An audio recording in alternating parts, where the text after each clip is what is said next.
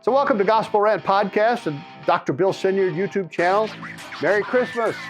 And thanks for spending these few precious moments with me. I know Christmas is busy with stuff, wrapping up work, family, presents, all that good stuff, eggnog.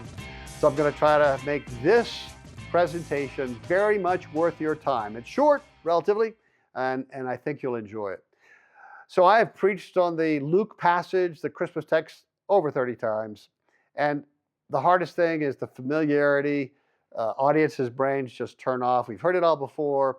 But look, stick with me, and I think you're going to agree that this is different, provocative, and entertaining. This whole notion of God face, God with a face, I think it's going to be life-changing. And look, you don't have to agree. Let me know. Push back, agree, disagree. You can do it at bill@gospel-app.com, or if you're watching this on the YouTube channel, just add a comment. Yep. Well, here we go. In 2024, 3.6 million people visited Lourdes to drink the water. Over 1 million received Mass at Medjugorje. An estimated 20 million went to Guadalupe to hopefully see and pray to Our Lady and experience something of heaven. Among the numbers were not only Catholics, but Protestants and even Muslims. The Catholic theologian I'm a fan of, Bernard of Clairvaux, explains, quote, "If you fear the Father, go to the Son. If you fear the Son, go to the Mother." He was very Catholic. And so 2 billion people go to Mary on a daily basis to pray to her, to intercede, and honestly, to experience her favor. And that's where I'm going to head with all of this. What has launched Mary into such a central position in Catholic theology? In many ways, her preeminence wasn't driven by theologians or church people, but the masses. Well, why? What's her draw? And I'm sure it's complicated, but certainly one of the most prevalent reasons, it's been documented, is that Mary is first and foremost approachable. She is portrayed as a loving mother. Mothers love children unconditionally, even failed children, even rebellious children. They don't turn them away. They don't speak in the midst of thunder and lightning on a large mountain. They are gentle. They heal wounds. They listen. They have your back. They touch. You get a sense of that approachability from the art world. Mary is a gentle, approachable figure for failed children, all of us. And this bears witness of humanity's, all of us, our desperate need to experience God and His acceptance, His favor, His forgiveness, His embrace all the time, regularly. I do. I mean, say what you will about the practice, but on the good side of it is that many of the 2 billion are realizing their need for a personal God and a touch of God and the favor of God, a smile of God. I'm just going to suggest, again, no judgment, that they're missing the larger banquet. They're getting something, but they're missing a larger banquet, but so are many others. So this type of mediator is a corrective for an incorrect view of God and His love. You see, in so many Christian religions, God is too often portrayed as unapproachable, untouchable. The gap is too huge for us to cross. So right Mount Sinai with thunder and lightning in Exodus 19. And in the back of our minds, we hear verses like this condemning us and holding us far away from God's gaze, His face, His touch. When God says to Moses in Exodus 33:20, "You can't see my face, for man shall not see me and live." And so in our isolation and celestial loneliness, we have divined an alternative. Surely Mary sees the face of God. She can come between us, but like Moses, we can see her face shining towards us, and we won't worry about being abandoned by God because all of our weaknesses and doubts and fears and shame, and no judgment. This logic makes sense to me and quells some of my need, my desperate need to be touched by God, to see His face, to see His smile. Michelangelo, his peers, his artist friends, coined a word in Italian to describe what they felt when they came near, particularly his statues, his carvings, like the David in Florence, what they felt. And the word was terribilate. Terrible, right? Terrible. Not all terrible is when you came near, you felt this awe, this inspiration. You felt so small. You felt jealous. You felt like there were dopamine hits too, like you didn't want to leave because this was an amazing feeling. So it's unnerving and comfort all at the same time. But it's a hit. That's what they felt. I was at the David just this year, and I felt the same thing. It's terribilate. Well, I've come to the conclusion that subconsciously, all of us, not just Christians, but all humans, hunger for that experience of terribilate in our lives. And we fill our lives with cold, lifeless substitutes that scratch the itch a little bit. So we fill our lives with cold, lifeless substitutes that, scratch the itch a little. But we're made in His image and with an innate need to stand before His face and feel terribilate in His shadow. And after all, His very Spirit dwells in our inner being, Paul says in Ephesians 3. And that's terribilate. And we should be experiencing it's frighteningly close and intimate for God to come to us.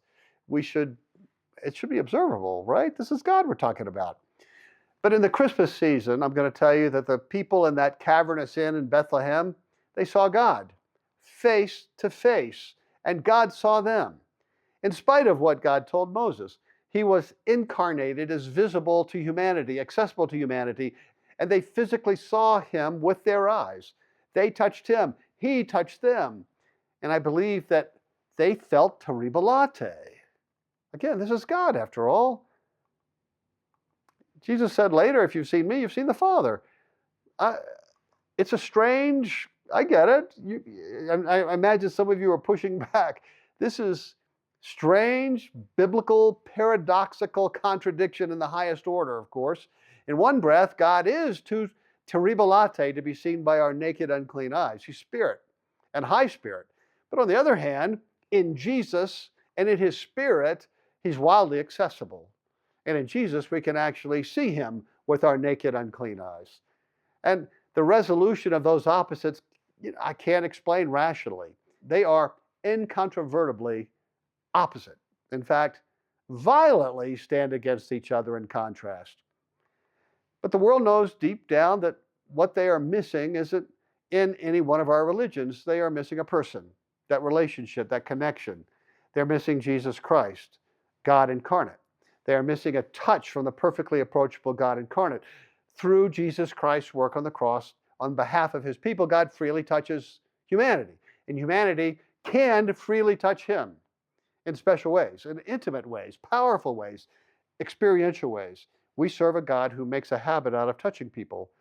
That's what Jesus did. That so offended the religious elite then. This Jesus touches. For one commentator, Jesus grasped a woman's hand to raise her from a prone position. In chapter 1, 40 to 41, He will touch a leper to show that healing makes this untouchable touchable. In chapter 5, 39 to 42, He will grasp a girl's hand who was dead to get her up from sleep. In chapter 7, verse 33, He will put His fingers in a deaf mute's ears and touch his tongue with spittle to give him hearing and speech. In chapter 8, 22 to 24, He will spit on a blind man's eyes and touch them to give him sight. In chapter 3, verse 10, people will touch Jesus for healing because they are too numerous for Him to touch them. In 5:25 to 34, a woman will touch Jesus' garment out of fear as well as faith. In 6:56, people will touch the fringe of His garment because He isn't bent on ministering in the region. That's Gundry. Jesus touches the living, the dead, the sick, the broken. In Jesus, God touches humanity. When God, the perfect Holy One, touches sinful, unclean humanity, God is not dirty or soiled. Humanity becomes clean. Nowhere has the touch of God been more intimate, more personal than at the manger. There, God unashamedly touches humanity. He touched the Jews, Mary and Joseph. He also touched the pagans, the wise men, and the sinners, right, the shepherds. And they touched God. Here's the model. We need to come back to the manger and be touched by God again, by faith. Here's Max Lucado again. Quote, He looks like anything but a king. His face is prunish and red. His cry, though strong and healthy, is still the helpless and piercing cry of a baby. And He is absolutely dependent upon Mary for His well-being. Majesty in the midst of the mundane, holiness in the filth of sheep manure and sweat, divinity entering the world on the floor of a stable, through the womb of a teenager and in the presence of a carpenter. She touches the face of the infant God. How long was your journey? This baby had overlooked the universe. These rags keeping Him warm were the robes of eternity. His golden throne room had been abandoned in favor of a dirty sheep pen, and worshiping angels had been replaced with kind but bewildered shepherds. Max Lucado, God came near. Clairvaux was tragically in error. I can understand where he was headed and why, but he was just dead wrong. And if you fear God, go to the Son. If you fear the Son, come back to the manger and be touched by the God-child, the perfectly approachable deity. And there you can touch him. Here's one of my favorite songs. Mary, did you know that your baby boy would someday walk on water? Mary, did you know that your baby boy would save our sons and daughters? Did you know that your baby boy has come to make you weep? This child that you delivered will soon deliver you. Mary, did you know your baby boy would give sight to a blind man? Mary, did you know your baby boy would calm a storm with his hand? Did you know that your baby boy has walked where angels trod? When you kissed your little baby, that you kissed the face of God. The blind will see, the deaf will hear, the dead will live again, the lame will leap, the dumb will speak the praises of the Lamb. Mary, did you know that your baby boy is Lord of all creation? Mary, did you know your baby boy would one day rule the nations? Did you know that your baby boy was heaven's perfect lamb? This sleeping child that you're holding is the great I am. Merry Christmas. Holy Spirit, make us see the face of God this Advent and throughout 2026. Hey, personal note, my new book in my teen biblical fantasy series, Kingdom Quest, is out, Shadowbound. It's book number 5 in the series. You can read it as a standalone. It's not just a C.S. Lewis-esque gospel fantasy adventure with great characters. It's also an allegory, the biblical book of Job. Consider getting it or any of the other books for 10 to 16-year-olds in your life or church. And also my book for struggling Christian couples, Before the Couch, is also available on Kindle, Amazon, and Audible. Only $10 for paperback. By the way, less for Kindle and Audible. I think that we've been getting couples to ask the wrong questions. If you're interested, get one for the couples you know in your life who struggle. Check it out. Check out, by the way, the great reviews on Amazon. Take heart. Child of God, once again, Merry Christmas.